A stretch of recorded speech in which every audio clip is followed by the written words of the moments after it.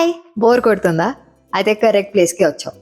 సరదాగా కాసేపు నేను చెప్పేది నేను ఎప్పుడు ఏదో ఒకటి అలా చెప్తానే ఉంటాను అనుకో. మొన్న నాకు ఒక ఫ్రెండ్ కాల్ చేసింది.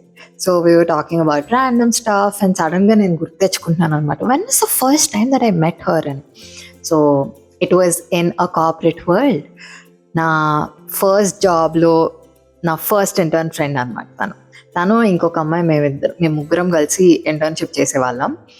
And the most beautiful memories I have from that time. లైఫ్లో చాలా మందిని ఫ్రెండ్స్ చేసుకుంటాం కదా, కానీ ఒక పర్టిక్యులర్ సెట్ ఆఫ్ ఫ్రెండ్స్ ఉంటారు.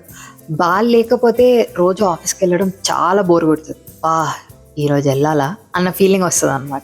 అంత ఇంపార్టెంట్ అయిపోతారు వాళ్ళంతా కలిసి. అంటే ఒక ట్రెడిషనల్ 9 to 5 సెట్టింగ్లో అయినా, లేకపోతే క్రియేటివ్ ఫీల్డ్స్లో అయినా, లేదా ఇట్లా ఆడ్ అవర్స్ వర్క్ చేస్తాం కదా, అలాంటి టైంలో అన్నా it's really important to have people who understand your work environment. అంటే ఆఫీస్లో ఏం పాలిటిక్స్ నడుస్తున్నాయి, ఎవడు నిజంగానే పనిచేస్తాడు, ఎవడు పక్కోడిని తొక్కి పైకి ఎదుగుతాడు, అసలు మీ మేనేజర్ ఎలాంటాడు, ఎవడికి నిజంగానే పనొచ్చు, లేదా జస్ట్ ర్యాండమ్గా ఎవడు నీ మీద పని వదిలేసి వాడు క్రెడిట్ దొబ్బేస్తాడు, ఇలా వాళ్ళకి అన్నీ తెలుసుంటాయి. కాబట్టి అంటారు కదా, it's easier to bond with people over share trauma అని. సో అలా ఫ్రెండ్స్ అవుతారు అనమాట. 6 years ago అప్పుడే నా ఇంజనీరింగ్లో నాకు ఫైనల్ సెమిస్టర్లో ప్లేస్మెంట్ వచ్చింది. నేనేమో ఫైనల్ సెమిస్టర్ కదా అని ఫుల్ ప్లాన్ చేస్తుండే. నేను వైజాగ్లో చదువుకున్నాను. సో దివిస్ బ్రిడ్జ్కి వెళ్ళాలి, రోజు బంక్ కొట్టి ఆర్కే బీచ్లో చిల్ అవ్వాలి, అక్కడికి వెళ్ళాలి, సినిమాలకి వెళ్ళాలి, అది ఇది అని చెప్పి ఫుల్ ప్లాన్స్ వేసుకుంటే ఒకరోజు మా హెచ్ఓడి పిలిచి, లేదు you have to go for an internship, అది కూడా 1 weekలో అన్నారు. అంతే, నాకు ఫ్యూజ్ ఎగిరిపోయింది. ఎందుకంటే నేను పెద్దగా ఏం ప్రిపేర్ అవ్వలేదు మెంటలీ. అండ్ ఇంకో విషయం ఏంటంటే, మా కాలేజ్లో నేను ఒక్కదాన్నే ఫస్ట్ ఇంటర్న్షిప్కి వెళ్తున్నాను అనమాట ఆ ఇయర్. సో నాకు ముందు వెళ్ళిన వాళ్ళు ఎవరు తెలియదు, నాతో పాటు వెళ్తున్న వాళ్ళు ఎవరు లేరు. So it was all a very weird feeling అనమాట. I was scared to be honest. So అలాగే ఒక 1 week తర్వాత హైదరాబాద్ వెళ్ళాను. అండ్ దేర్ నా టీంలో ఐ మెట్ 2 other interns. నా అలాగే వాళ్ళిద్దరు అమ్మాయిలు. అండ్ అప్పుడు స్టార్ట్ అయింది. ఇలా సినిమాల్లో చూపిస్తారు కదా, ఒక ముగ్గురు కలిసి తిరుగుతారు, కలిసి తింటారు, కలిసి పని చేస్తారు. ఇంకా ఎలా ఉండేదంటే, మేము ముగ్గురం కలిసి ఒక మానిటర్ మీద పనిచేస్తుంటే మా మేనేజర్ ఒకరోజు వచ్చి, అమ్మ మీకు ముగ్గురికి 3 మానిటర్లు ఇచ్చాము, మీరు వెళ్ళి సెపరేట్గా పని చేసుకోండి అని చెప్తే, మళ్ళీ అక్కడికి వెళ్ళిన తర్వాత కూడా సేమ్ కాల్ ఒకటి జాయిన్ అయ్యి స్క్రీన్ షేర్. అక్కడ తన మానిటర్ మీద చూసినా నీకు సేమ్ స్క్రీనే కనిపిస్తుంది, నా మానిటర్లో చూసినా సేమ్ స్క్రీనే కనిపిస్తుంది. ఎందుకంటే ముగ్గురులో ఎవడో ఒకటి స్క్రీన్ షేర్ చేసి పనిచేస్తూ ఉండేవాళ్ళం అండి. అంటే అది కూడా ఇంటర్న్షిపే కాబట్టి చిన్న ప్రాజెక్ట్ అనమాట.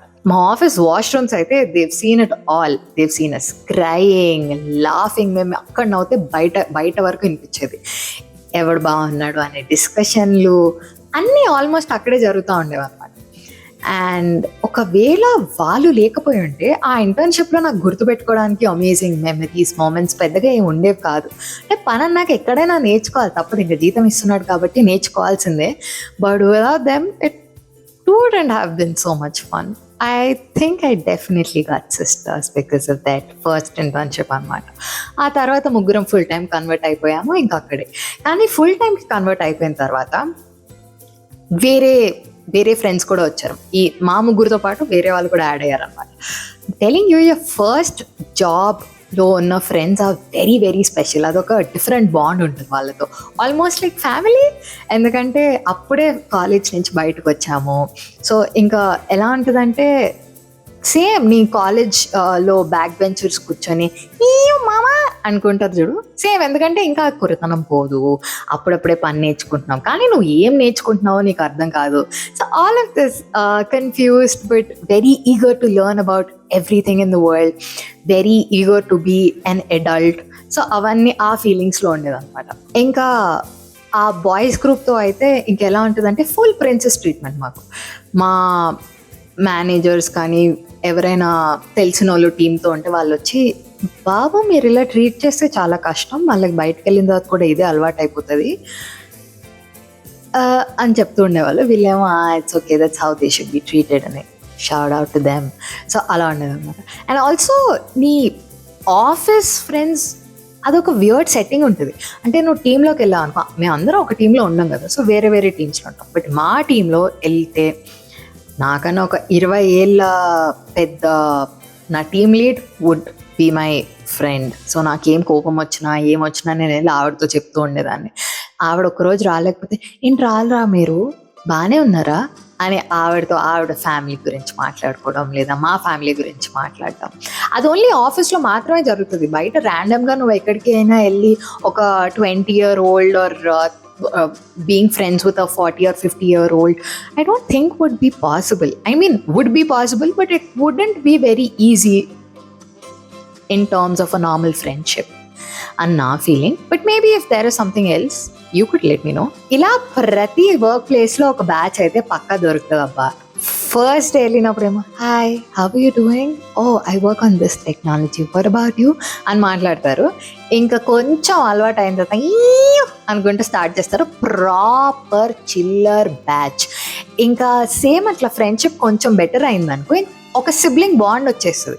తిట్టుకోవడం, తన్నుకోవడం, పక్కన ఎవడున్నాడు ఏమీ పట్టించుకోం. ఫర్ ఎగ్జాంపుల్ నేను ఇప్పుడు ఆఫీస్కి వెళ్ళాను అనుకో, మా మేనేజర్ విస్క్ ఇచ్చినా, నా క్రష్ ఆఫీస్కి రాకపోయినా, లేదా నాకు బోర్ కొట్టినా, ప్రతిదానికి వాళ్ళని వెళ్ళి విసిగిస్తూ ఉంటాను. నాకు బోర్ కొడుతుంది, నాకు కోపం వస్తుంది, నాకు చిరాకు వస్తుంది అనుకుంటా. ఇంకా అన్ని గ్రూప్ యాక్టివిటీసే. పొద్దున్న ఏ టైంకి వెళ్ళాలి కలిసి డిసైడ్ అవుతాం. సాయంత్రం 5 అయితే చాలు అందరం కలిసి బయటకు వచ్చేస్తాం. ఇంకా లంచ్ అయితే పక్కా కలిసి చేయాలి. మధ్యలో ఎవడో ఒకడు గ్రూప్లో బ్రేక్ అని మెసేజ్ ఇచ్చాడు అనుకో, అందరు టుపుక్ అని లేసి అందరూ కలిసి కప్పులు తీసుకెళ్ళి కెఫెటీరియాకి వెళ్తాం. సో ఇవన్నీ గ్రూప్ యాక్టివిటీస్ ఇంకా అలవాటు అయిపోతుంది. ఇంకా ఆల్మోస్ట్ కాలేజ్ అంతే. మధ్యలో ఓన్లీ డిఫరెన్స్ ఏంటంటే పని చేయాలి, రెస్పాన్సిబిలిటీస్ తీసుకోవాలి, అకౌంటబిలిటీ తీసుకోవాలి. But that's adulting. ఇవన్నీ కాకుండా ఈ పంచాయతీల మధ్యలో ఎప్పుడైనా బై మిస్టేక్ ఒక్కొక్కసారి నా క్రష్ అలా నడుచుకుంటూ వెళ్ళాడు అనుకో, ఇంకా అడగొద్దు. యాక్చువల్లీ ఇది స్కూల్ కన్నా వర్స్ట్. ఇంకా తను వెళ్ళేంత వరకు ఒక మ్యూజిక్ నడుస్తానే ఉంటుంది అనుకుంటా. ఇంకా వాడిని చూసి నేను బ్లష్ అవ్వాలా, వీళ్ళు ఆపట్లేదు అని ఎంబారెస్మెంట్ ఫీల్ అవ్వాలా తెలియదు, కానీ పింకి అయితే అయిపోవడం ఖాయం. కానీ అనుకుంటాం కానీ వీళ్ళు లేకపోతే ఉన్న ప్రెషర్కి ఇంకా ఎక్కువ ప్రెషర్ అయిపోయి ఫుల్ స్ట్రెస్ఫుల్ అయిపోతుంది అబ్బా.